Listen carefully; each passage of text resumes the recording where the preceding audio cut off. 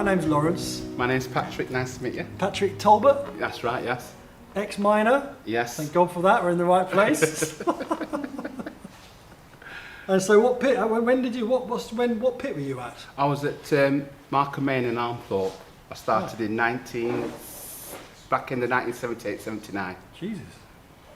You don't look old enough. I'm 57. Are you really? Yeah. God, I had a kid in here today. He asked me how old I was. I'm 52. Oh yeah? And he said, you look like you're 57. You look like you're 45. Thank you. That's not very good, is it? 21st of July 1962, yeah. Really? Yeah. 27th of July. Oh right. No. So we're children of the sun then? You're not quite a Leo. No, I'm Cancer. I'm on half and half. Yeah, yeah. On the verge, yeah.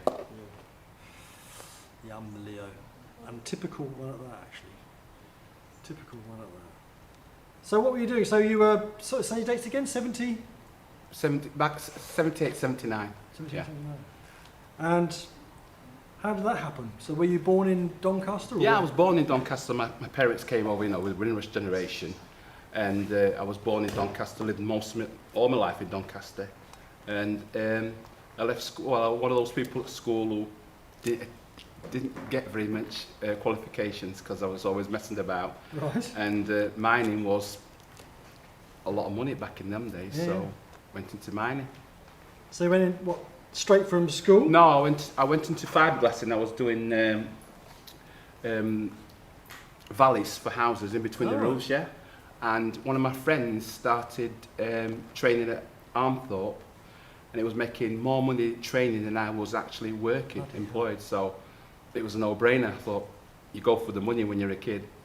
You want the cars, the clothes and everything like that, and the only way to get that is to get the money. So I went, Is there any time when you don't go for the money? Crikey. When you're a kid. It's that weird thing called money. You don't need it after you've been a kid. Jesus. Yeah. Gosh, so you had left school early. I left school in 78. And that was what you didn't do a sixth or anything like that? No. At my school, all the kids left at that age because everybody who had the intelligence left at 15 to go to another school. Oh, really? Yeah. So what school was it? Wheatley Hills High School for Boys. Oh, right. And, That sounds posh. No, it was rough. What sort of rough? It's in the middle of a council estate, and the people there, anybody who had, say like O-level potential and that, they did an examination. I think is it 14 plus or 15 plus, something like that. That was for And they went on to Dagenham Grammar, and anybody else who didn't do that, they stayed on at Wheatley Boys until they were 16, and then they left. Right. So there was the grammar system then? Yes, there was, yeah. Yeah. And you didn't do the grammar system? No. Do you regret not having worked harder at school? I regret it very much so, yes. Do you really? Yes, because I've worked all my life in every industry and it's took a toll on me now. Is it? In what sense? Tired all the time. I've got scars and injuries and... Really? Yeah. So let's go back to mining. So you went obviously trained up and stuff, and you went to Markham Main. Yeah. And what did you do? I went onto the face first, and then I went into the development, into the headings, yeah, cutting the gateways, tunnels and stuff, Yeah. and that was really, really good money. Okay. And why was that good money? because we earned our own bonus. The pit worked on a system that how much coal you produced, you got a percentage of that in bonus. But contractors, what I was doing, contracting for British Coal at Markham Main, the more tunnels we cut, the more yardage we got, the more money we got. And there was a lot of jealousy between us because at some point when the mine wasn't doing very well, say the pit bonus could be like £5 a day bonus, we're making £35 a day bonus. Wow. Yeah. Shit. Yeah. So And people knew that, did they? people knew that, yes. So we weren't couldn't hide it. No. How do they know? Just because that was just the guy? No, because it was on our board. Oh no. It came across. In fact, there was one point where the canteen staff there, they got an area bonus of all the mines in Doncaster. And the canteen, our mine was that bad at a certain time that the canteen staff were making more bonus than a face worker was at Armthorpe. Holy shit. That's how the system was. Why was that? I don't understand. Because Because productivity. the area bonus, all the other pits were doing well, we weren't doing very well. So they got the area bonus and we got our pit bonus. not area. So that's So you're why. excluded from it? Well, it's as swings and roundabouts, because when our pit was doing very well, we were making a lot of bonus, and the area bonus was low. Oh, so other it was pits were irrespective low. of what you were doing, you Yeah. were just out of the Yes, system. Mhm. Right. And actually publicise your wages on the bloody boards. The publicises bonus on the On your boards. bonus. There was one point where the manager was that embarrassed about how much we were making, he decided to pay us over 2 weeks instead of 1 week, so it didn't look too bad. Really? Bloody hell. So you were erecting the tunnels Yeah, and you were in a and team. cutting the faces as well. Yeah, right up until about I didn't keep on doing that because I developed type 2 diabetes. Oh, Christ. Towards about the last 2-3 years of my working life. I was just short of 14 years working down the mine, and the last 2 years I got diagnosed with type 2 diabetes, and because the policy was I couldn't work in by, because we were working about 3.5 miles from where we go down the shaft, Bloody hell. and with that I had to work in the pit bottom. But that actually gave me another year, because when the mine did shut, I was on care and maintenance in the pit bottom. They kept me on, and all my other mates finished, and I stopped on at Armthorpe for a year extra. Just because you were caring and... Care and maintenance, yeah. We were working for British Coal until a private company wanted to buy Armthorpe. We made sure that the shaft D, where all the water goes to, was pumped out, Okay. and all the gates, the tunnels gates, So you're keeping the air mine- doors, we'd kept it open, yeah. You're keeping it going in case someone wanted to buy it. Yeah, but the funny thing about it was, when we did go on care and maintenance, I started working back 3 miles back in, doing blast-proof seals and air doors and stuff like that. God. So, ironically, you had to go... But you basically, with your type 2 diabetes, you weren't supposed to be down there. No, I could work down the mine, but I just couldn't work in by, what they call in by, in the mines, you know, on the faces and Right. stuff. I could work in the pit bottoms. Oh, okay. But you weren't... Why weren't you able to do the in-buy? Well, I think it's just their policy. I mean, I wasn't on insulin as such. I was at the first I was diet controlled, and then I was tablet controlled. But they deemed that it wasn't safe for me to work 2.5-3 miles in the mine. In case you had what do you call it? Hypo, but it's very rare that happening with type 2 diabetes, unless I don't eat something. So yeah, and that ended. So yeah, that ended my mining career.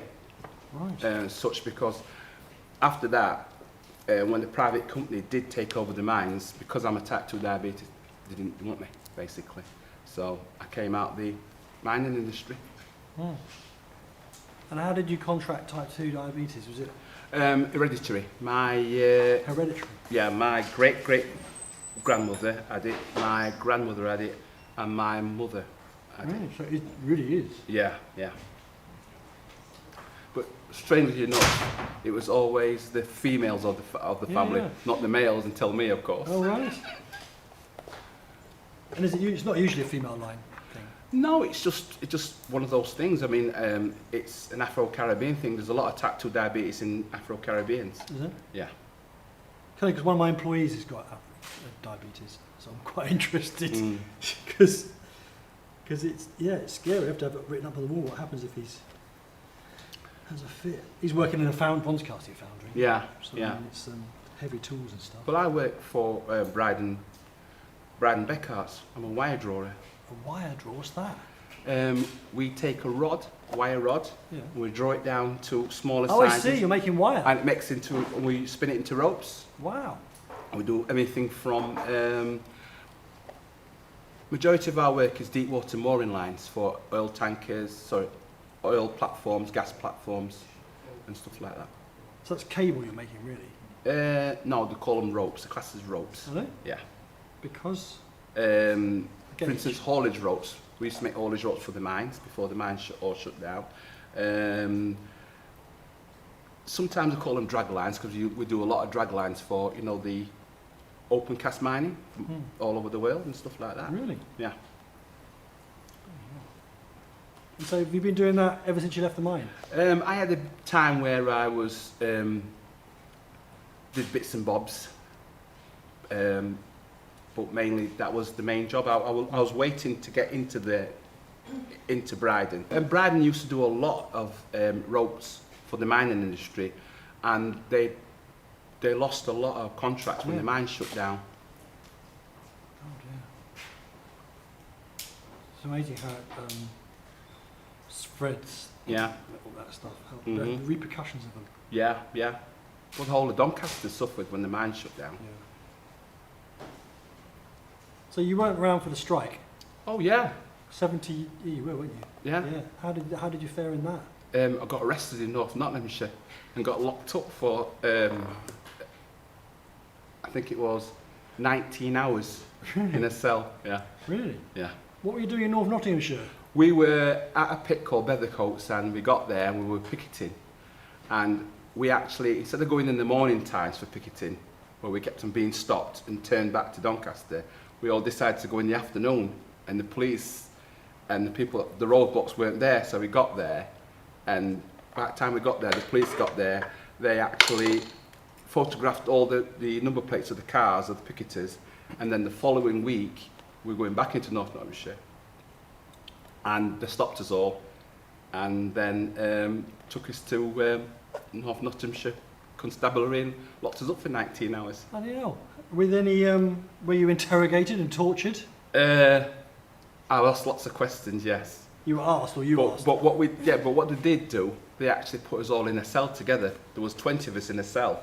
So we all our stories was exactly the same.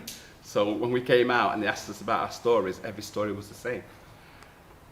I ended up going to North Nottinghamshire courts and getting £25 for, I wouldn't say it's wrongful arrest. Yeah, wrongful arrest. I mean, you got awarded it? Yeah, we got paid £25 Really? each, yeah. No. Because they couldn't prove that we'd done anything. There was actually damage done at the mine, in the car park and such, but they couldn't prove that anybody had done it. And we said we didn't do it, we just turned up, they walked round, picketed for a while, got back in his car and drove back to Doncaster. So, God's sake. Bloody hell. Were you scared? about being locked up, yeah, I was actually. Really? Yeah. I mean, because you're with 20 mates, as it were. No, it wasn't. Wasn't like Johnny It Joke. wasn't so much that. It was. How can I put it? I'm a black person in Right. in If a I jail. go around you. Yeah, no problem. And I felt uncomfortable, and they made me feel uncomfortable as well.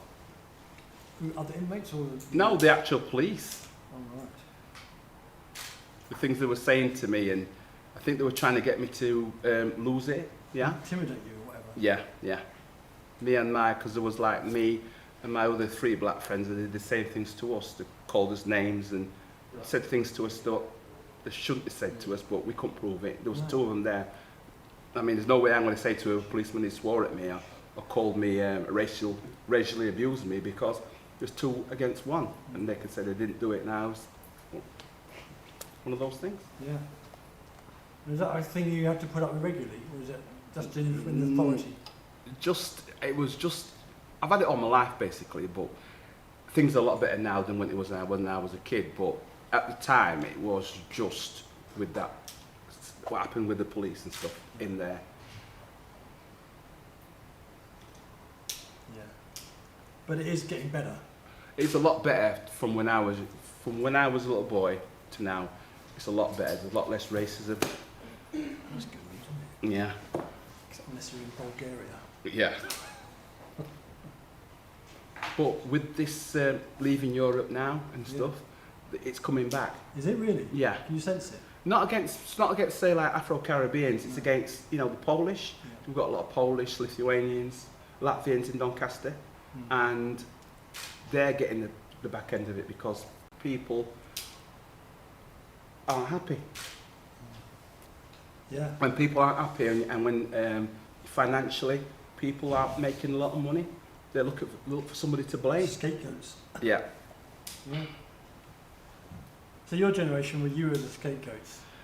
Yes, we were like first generation. We had the Windrush that came over. My parents came over for work in the 1960s. Did that actually come on Windrush? Sorry? Did they come on Windrush? Oh no, they called it the Windrush generation because that was the name of the boat that first got here, but they all came over on boats. Yeah. I mean, my mother came over with a 3-month-old on a 10-day boat ride on their own, because my dad was already here working for British Rail, cleaning trains day and night. My mother, they didn't have enough money to come over together, so my dad came over, he worked 2 jobs, so we saved up enough money to bring my mother over because she was pregnant, but he didn't save enough in time, and she came over on her own on a boat with a 3-month-old. Which And who was that? Who was the 3-month-old? my sister. What date was that? That would have been 1959, 1960. 1959, sorry, yeah. It's history, isn't it? Yeah. It's history yeah. in the making, isn't it? Mm-hmm. Is it something you're proud to be associated with? I am, yes, because could you imagine giving up everything that you know to go to somewhere you know you could never come back from? It's funny, I was on the way up yesterday, there was a radio programme on it. There was a brilliant radio programme on it. Yeah. All this Windrush, basic Windrush. Mm-hmm. And they were all talking about this, exactly this. It's just Yeah. absolutely, never saw their mothers again, never saw their parents again. Parents again, that's right, yeah. My mother and father never went back, they both died over here and they never went back to Jamaica. Really? Mm. And is that something, growing up and all that sort of thing, were you aware of that? Was it something that was in the house with the people? Was your mum homesick, for example? No, not really, because the story behind my mother is this. My mother and the father, they had 2 children before my sister was born, and they both died of cot death. And they decided when they got pregnant with my sister, because they were saying this is their last attempt, that because there was no hospitals near there, they had a midwife or old lady of the village, and when you were pregnant, she was the person that actually looked after you. And you were too far away from the hospital, so if you were giving birth, you were giving birth there and then, and that was it. So when she found out that she was pregnant, my mum told my dad to sell everything they had, get enough money up so they can go to England, because they didn't want my sister to die. Wow. So that's one of the reasons why they came over. Bloody hell.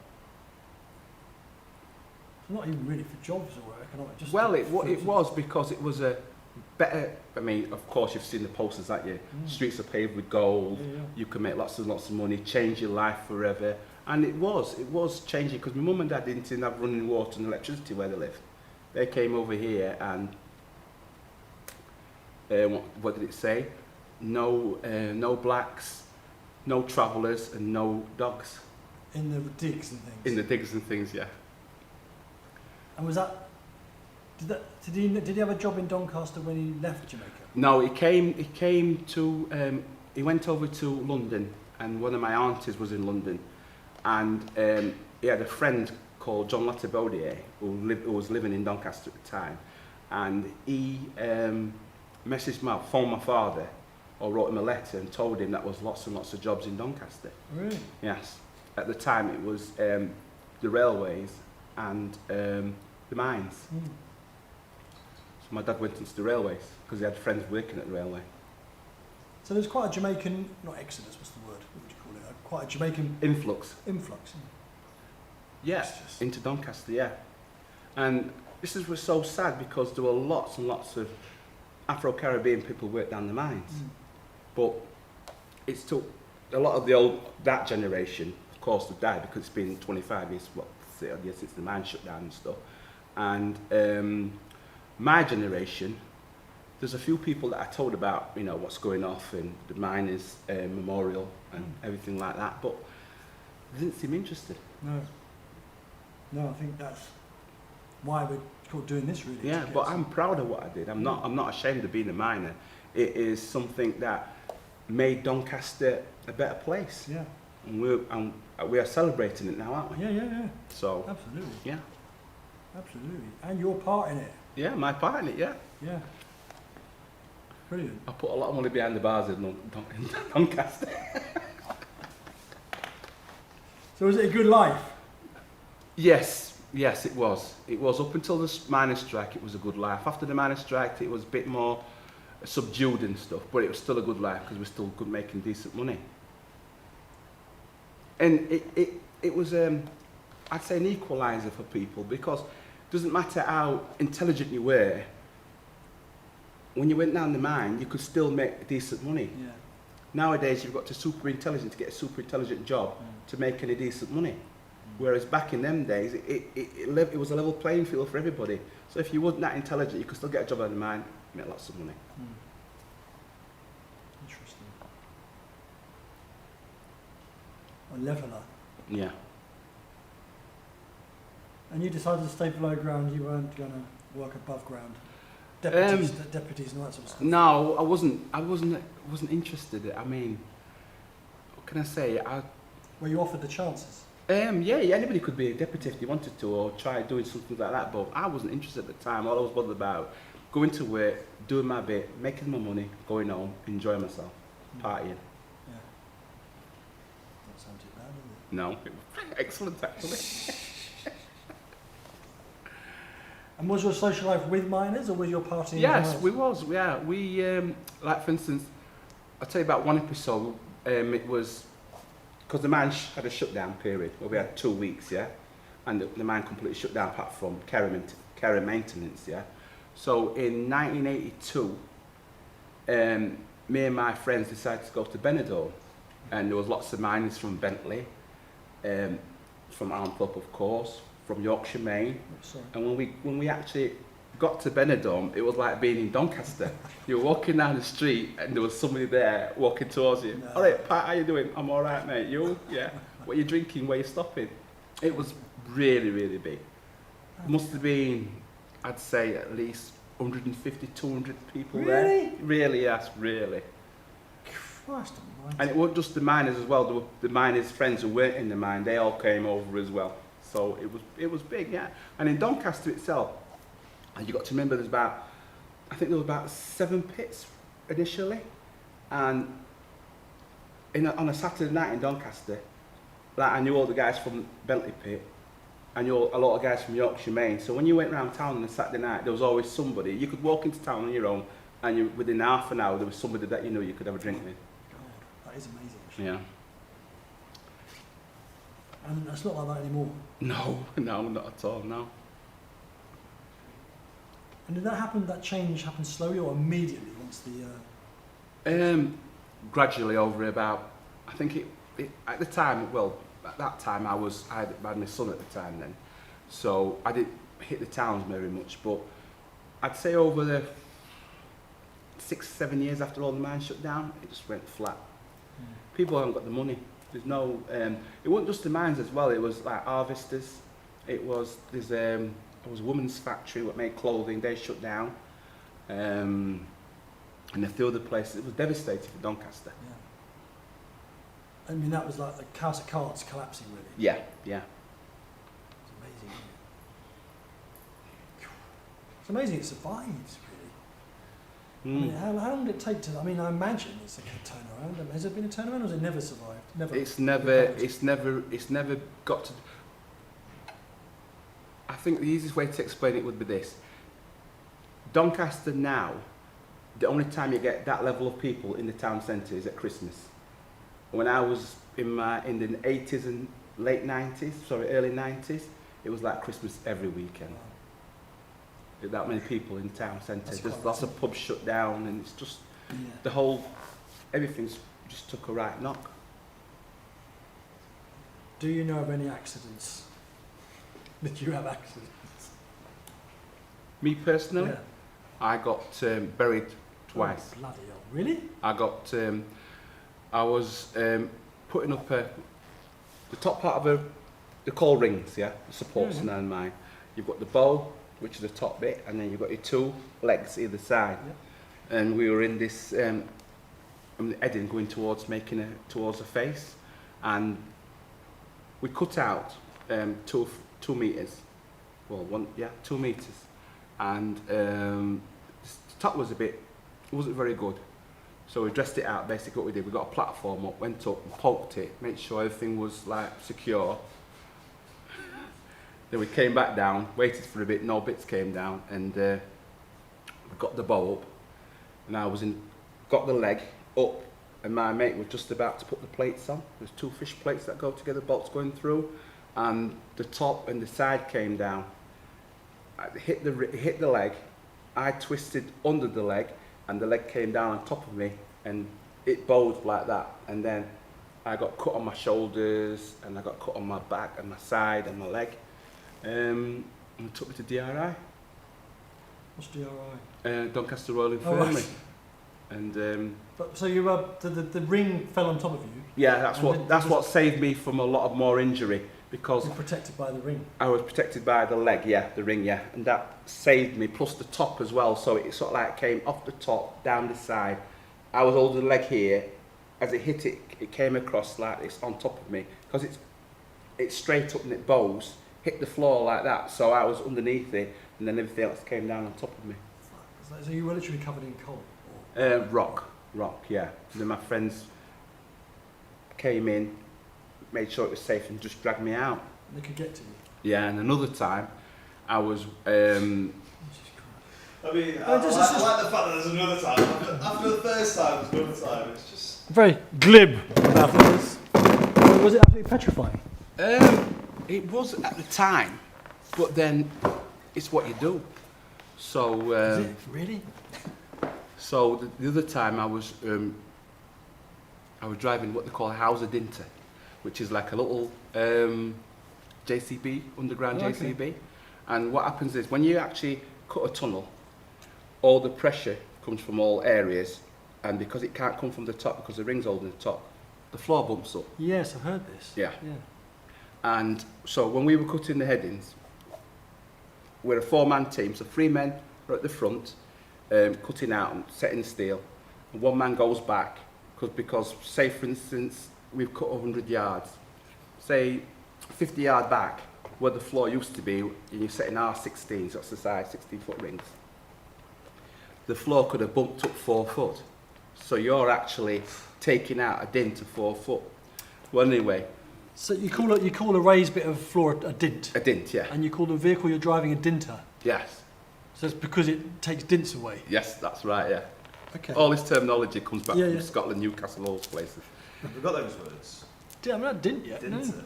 So anyway, I was taking this dint, and what had happened a few months earlier when we'd gone through, the top was bad. We went through some really bad ground. And this were loose, you mean? Yeah, it was loose above, but we got through it and everything was fine. And I was driving. It's electrical powered, yeah. So you've got a big armoured cable going off of the back of it onto a monorail, so you can drive backwards and forwards without the cable being caught on anything. Okay. It was on a monorail, so you've got like a long monorail with what they call rabbits on, holding the electrical wiring up. Okay. Rabbits. And it goes backwards and So forwards. the vehicle you're driving is an electric vehicle. Yeah. And it's got a little power supply coming to the back of it. That's which right, are yeah. On a dolly going through on a rail. On a in the monorail, sea. yeah, yeah. And is that a portable thing? Does that like get moved and moved around? Yeah, Like you fixed? actually take, once you advance forward, you take the back rail off, which is probably about 3 or 4 metres of steel, take it forward and hang it again at the front so you keep them going forward. Okay. Well, anyway, this particular day,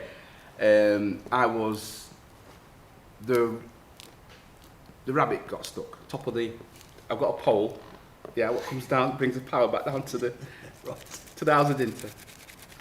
And it got stuck and I didn't see it. And I drove it forward and I drove it backwards, and each time it went backwards it pushed an hole into the tin sheets at the top. Ah.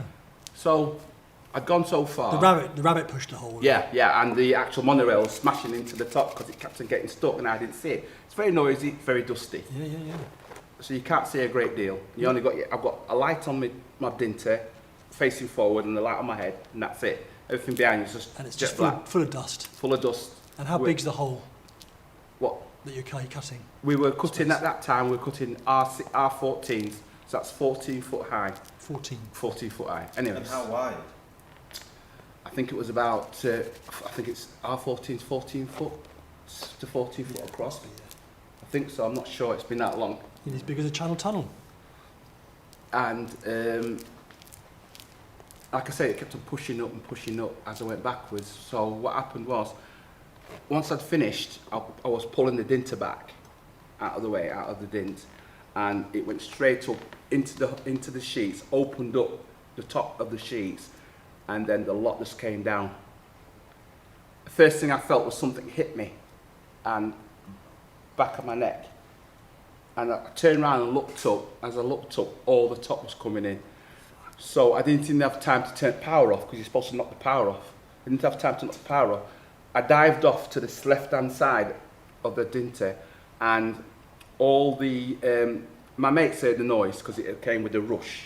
My mates looked back and they couldn't see me, but they could see the bucket arms swinging from side to side and moving up and down as all the rocks were hitting it. And I was down at the side of the tracks. The bucket arms. Yeah, it's on the long arm and the bucket's arm, so it's like this. Vibrating, really. It's all hydraulic. It's an electric motor driving an hydraulic pump. It's all hydraulic.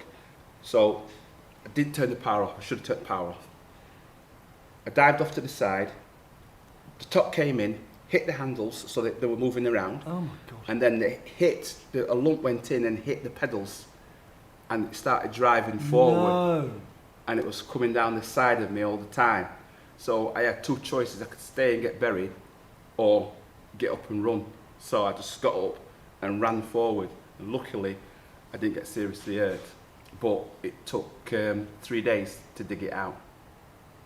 So just to keep the image in my head, because I'm concentrating on this while you're talking. So you were in a mini digger, Yeah. roof coming in, hits it. Yeah. You've just got out of the rocks in time. I've got off, I've gone down to the side. There's on caterpillar tracks, yeah, about so high and so long. So I'm laid at the side of the tracks, all the rocks coming down, hitting it, Yeah. I was into hitting me. And you get out of it. And that's still going then. And that's still going. Because it's jammed on the Yeah. accelerator, Yeah. the rock. Yeah, And the cab is now full of rocks. there's no cab. Oh, it's an open It's truck. open, so all you've got is a seat, you've got a button here to start it and stop it electrically, you've got your handles up and down, side to side, tip your buckets, and you've got two pedals at the bottom, both forward, both backwards, skew it left and right, backwards and forwards, and that's it. It was all open. Yeah. And so that was very, very frightening. Then that had a mind of its own because it had Yeah. rocks driving it. And all I could hear was all my mates shouting my name. Shouting So as that was going forward, was it bringing more of the roof down? You just as well? continuously came in because what had happened, all the rock above had broke. It's just like all I can say, it was like a funnel, pouring stuff into a funnel and just coming out. Of course, yeah.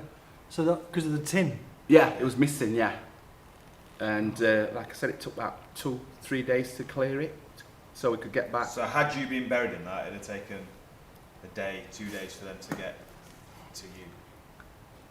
Yes, So getting up and running was the right thing to do. the right thing. But you don't think about it at the time. You Could try. you keep looking at me? Sorry, you don't think about it at the time and you don't take it home either. You don't know. Really? No. You're not in shock? I was in shock, yes, but my partner at the time, I didn't explain to what really happened because you don't want to tell your partner that you work in an environment that dangerous, because if you do, they'll want you to come out, they'll want you to do something else because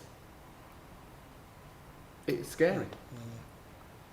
And I suppose the environment's so alien anyway that when you come back to 3.5 miles back to a shaft and then out, then you're so far removed from that. Yeah, In hour and a half. terms of life. It was an hour and a half from where we worked, the last place we worked when I was in development, to coming out. So no matter what happened to you, it was an hour and a half before you got out.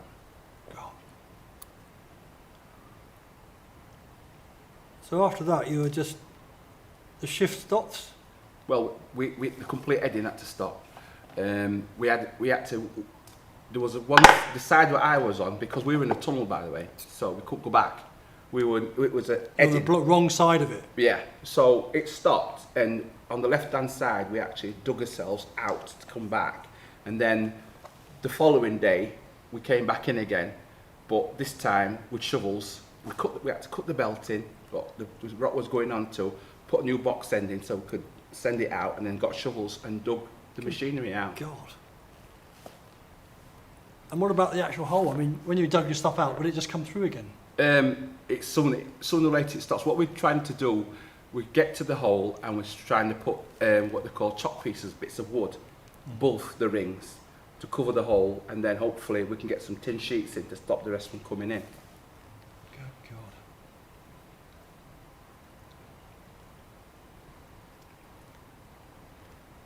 And were you considered to be responsible for that, or was it just one of those things? One of those things. God's sakes. And you know, well, it's amazing. I'm always amazed at how it doesn't affect you. Like 3.5 miles down, all that sort of stuff. You got used to it though. I mean, when you first start out, you don't really start out going there. You start out in pit bottom on something like pit bottom haulage, getting the materials from the shafts onto the paddy rows to get them to the faces and to the headings. And then what you do then is you work your way up and work your way in by, and then you get onto your face training, do your face training. That's when you're on PLA, power loading agreements, so you're getting the high percentage, 100% bonus for the mine. And then you are there, that's where you are, then you get a contract to go on a certain face and you work that face till it finishes, or you're under what they call the market, where you fill in for people who haven't turned up for work. Market men was used. I'm going to sit behind Laurence just to stop you turning. Right. Market men is something which is used in terms of a term quite a lot, isn't it? Yeah. So it's like stand-in or temporary staff that are drafted. That's right, yeah. I mean, to comprehend an hour and a half drive underground is just bonkers, isn't it? That's from here to Manchester. In terms of a drive, not in terms of distance. But that's how long you're in a vehicle travelling underground. Yeah. Well, I wouldn't say travelling because, travelling, but out of the hour and a half, the hour or hour 10 or hour 15 was actually riding. The 20 minutes, half an hour, up to 45 minutes was walking. There was no other means of transport. You walked there. And because you made your own money, you made your own bonus, you walked very, very fast there to get the machinery started so you can start putting your rings up. My wife's grandfather worked down the mine and he was also part of the union. And one of the old wives' tale was, and I didn't know this, was when your husband was working, you always kept the kitchen table clear, because if you got hurt and they fetched him home, you'll lay him out on the kitchen table. Wow. So my wife said to me that whilst her husband was working, the kitchen table never had anything on it. In Armthorpe, there was an old place in the old pit bottom where it was just pure rock. It was just a rock top. And in the top was mussel shells. And all the top was all mussel shells. And you just walked around and looked at it. It's mad, isn't it? So you're saying, when you say you're mining development, what do you mean? We developed, for instance, paddy rows. Where Armthorpe was, we had Rosington at one side and we had Bentley at the other. And then the coal seam, Barnsley and Dunstall, 7'6" coal seam, goes all the way to the east coast. So we'd gone through the Great Yorkshire Fault, and from then on... So what's a fault? Great Yorkshire Fault is where there's a landslip from the surface right down deeper than where we were at. So it's rock? And it's rock. And the coal seam, it drops down, I think it was 1.6 or 1.7 metres difference. Right, so what we had to do, we followed the coal seam, and then when it dropped at the Great Yorkshire Fault, we went through the fault and continued downwards. But the problem there was the Great Yorkshire Fault's got a lot of water in it. So when we took our machinery below the fault level, all the water from the Great Yorkshire Fault was coming into our Edding, into our tunnel Edding. We used to go out, say like we finished Friday afternoon shift, you're back on days on Monday. We came back in that Monday, and all you could see was the bottom half of our road Edding machine. The place was just full of water, yeah. So we had to pump it out, then we had to dig a sump hole for the water to go into, put a pump in and have the pump working 24/7 to keep the heading dry. Because you're driving a 22-ton machine, and when the ground gets soft, it sort of like cuts itself into the ground, and then it gets stuck. And then what we used to have to do then is dig it out and put splits. It's like a tree split in half underneath the tracks, to try and get some traction. traction so they could drive it out.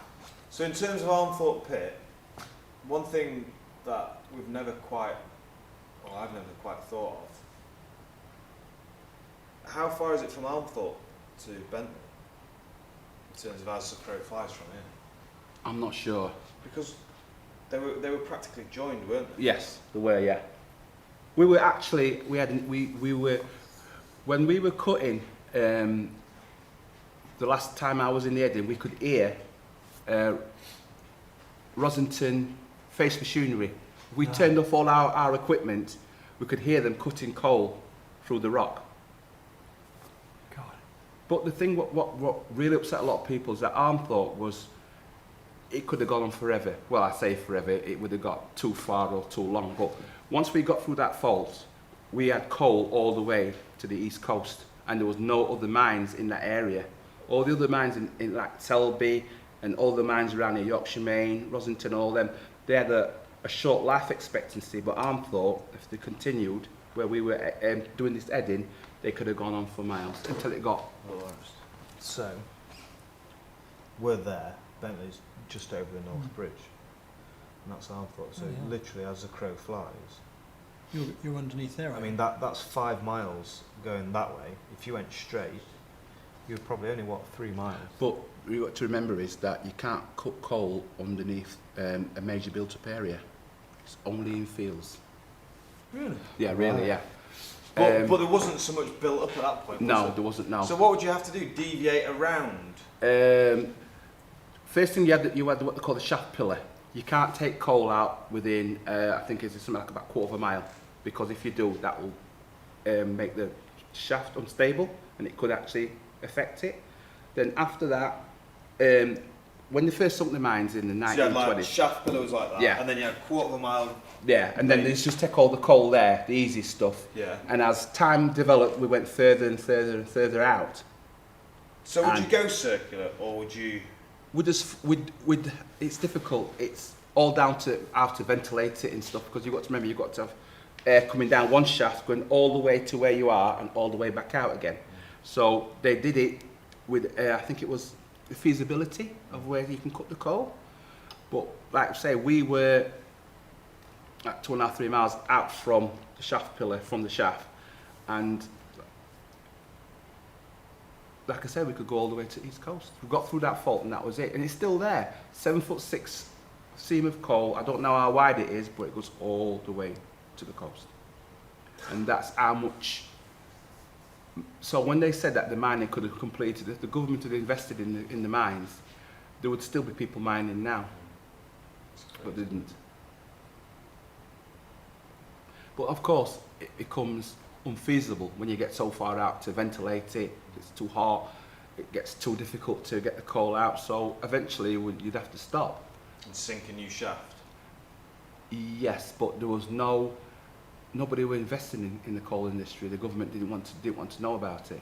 How deep was the shaft? About, I think it was about a third of a mile down. Crazy. Don't make the bags too big, because I've been on days, remember. Do you do shift work? Yeah. I've done all my life. I've never got away from it. Yeah. I've only had about, leading up to my 18th birthday, I went on shifts on my 18th birthday, or just after my 18th birthday, and the majority of my working career has been shift work. Yeah.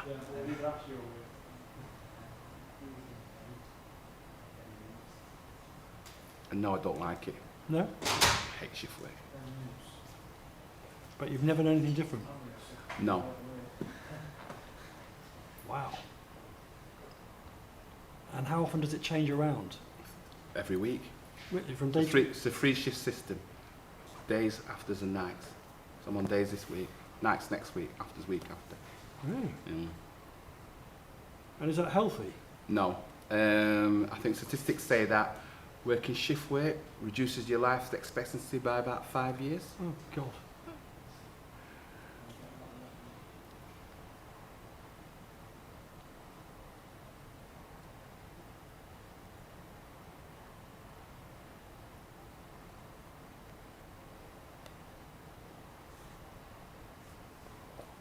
What's the time now? Sorry? How much time we got? It's 25 minutes. Christ almighty. Is that enough? Not really. You're too animated for me. You want me to keep still then? You're gonna have to for a while. All right. If you want to get out of here alive.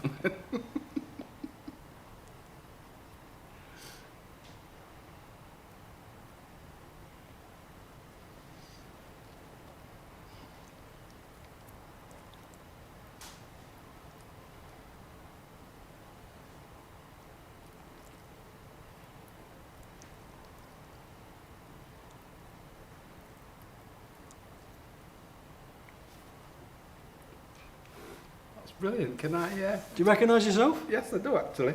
I look more like my dad though. I always say that. Yeah, I bet you look like your dad. That's what everyone says. It's lovely.